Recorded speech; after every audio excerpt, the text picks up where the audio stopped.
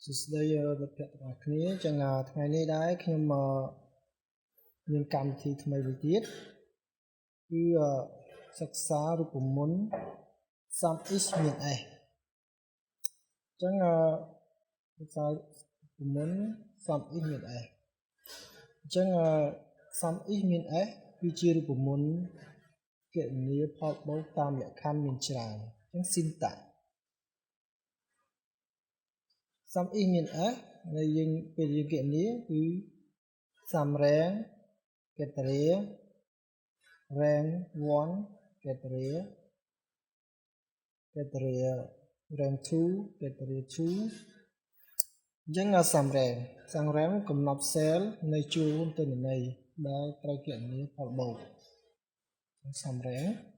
ដូចវា criteria rank អញ្ចឹង criteria rank កំណត់ cell នៃជួរទិន្នន័យដែលមានលក្ខខណ្ឌទៀត criteria ហ្នឹងគឺលក្ខខណ្ឌត្រូវគណនាអញ្ចឹងយើងបន្តមកចូលខាងនេះអញ្ចឹងការប្រើរូបមន្ត Sumifs នៅក្នុងនេះដែរវាមានចំនួន2ចំនួនទី1 salary សរុបរបស់ភាពប្រុសនិង location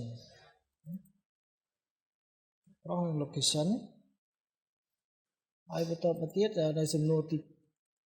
2 salary សរុបរបស់ភាពប្រុសនិង location នំពេញហើយនឹងមាន position នេះដាក់ after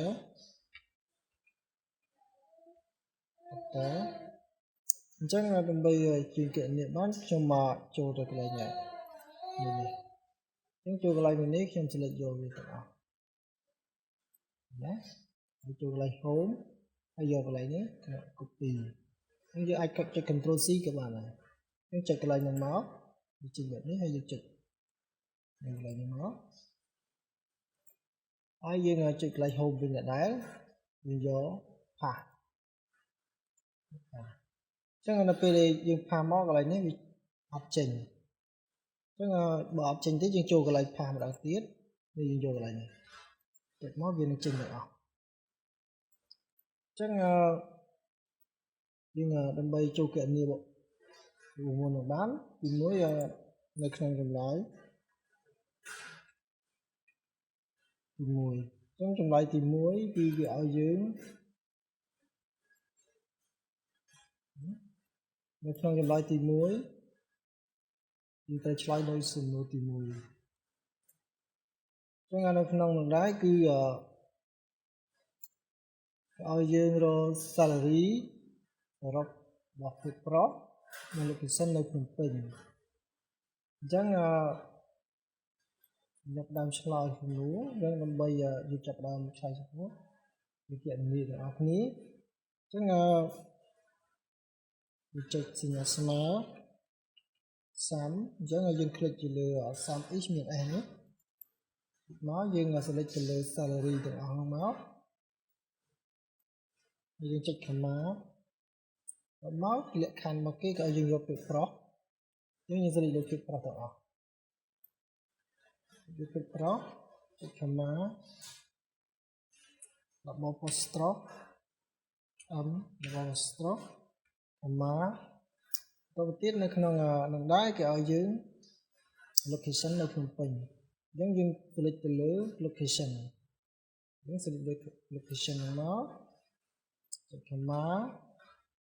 របស់ apostrophe ហើយយើងសរសេរមក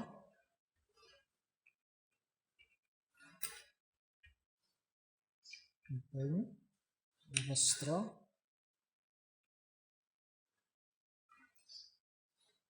ហ្នឹងហើយយើងចុច enter អញ្ចឹងនៅក្នុងដែរគឺវាដាក់ថា$1790 កា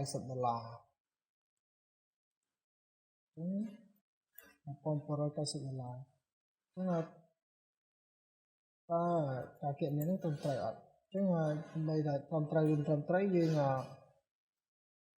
ធ្វើបន្ថែមគឺបញ្ជាក់នេះបន្ថែមទៀតនេះចុចសញ្ញាស្មើអញ្ចឹងនៅក្នុងពេញទៅប្រុសនៅក្នុងពេញមួយហើយយើងបូកបន្តទៀតមកនេះភាពស្រីយកយកទេនេះភាពប្រុសធំធំនេះភាពប្រុសនៅក្នុងពេញនេះចុចសញ្ញាបូកទៀតមកនេះភាពប្រុសមួយទៀតគឺនៅក្នុងពេញដែរហ្នឹងយើងចុចមកមួយទៀតមានអត់ចុះអត់មានទេហើយមួយទៀតគឺយើងចុច enter អញ្ចឹងគឺយើងឃើញថានៅពេលយើងគេនេះមកគឺចម្លើយដូចគ្នាត្រឹមត្រូវ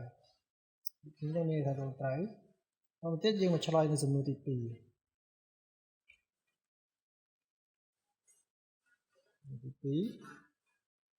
នៅក្នុងសំណួរទី2គេឲ្យយើងរក salary សរុបភាពប្រុស location នៅភ្នំពេញហើយនៅ position គឺ doctor អញ្ចឹងយើងសរសេរ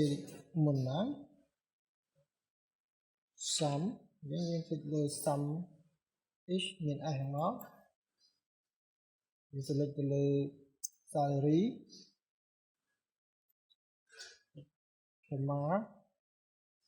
ហើយយើង select លើ page យើងក៏ឲ្យយើងរក page របស់ page យើងចុចកន្លែង page ហ្នឹងមកចុច comma ចឹងខ្ញុំមិនបាច់ចុច post ទេខ្ញុំមកចុចលើ page ហ្នឹងតែម្ដងចុចមកចុច comma បន្តទៀតគឺ select ទៅលើ location យើង select លើ location មកចុច comma អញ្ចឹងអត់ទៅចុច post store យើងចុចកន្លែងលើនៅពេញនឹងម្ដងហើយនៅក្នុងពេញ comma បន្តទៀតគឺលើ position គេយើងលើ position នេះយើងលើ position ទាំងអស់មកចុច comma ហើយក៏នៅក្នុង position នេះក៏យើងយកពាក្យថា doctor យើងចុចលើ doctor ណាហើយចុច enter អញ្ចឹង$1200 អញ្ចឹងតែយើងគណនាមើលស្មើ doctor ហើយយើងមើលតែអ្នកភ្នំពេញជួយប្រុសមាន doctor ប្រហែលអ្នកអញ្ចឹងដូចជាមានទេនេះ doctor ទេស្រៈអីស្រីនៅកំពង់ធំទេហើយ reception ទេអញ្ចឹងមានតែមួយទេអញ្ចឹងចុច enter ទៅដែរនេះចម្លើយរបស់យើងគឺត្រឹមត្រូវអញ្ចឹងការនិយាយអំពីការប្រើរូបមន្ត Sumifs មាន s របស់ខ្ញុំគឺសូមបញ្ចប់តែប៉ុណ្ណឹងអញ្ចឹងបើសិនជាបងប្អូនមានចម្ងល់អាច comment នៅខាងក្រោម YouTube របស់ខ្ញុំបានហើយកុំភ្លេចចុច subscribe និងចុចសញ្ញាកណ្ដឹងដើម្បីទទួលបាននូវវីដេអូថ្មីៗសូមអរគុណសូមជម្រាបលា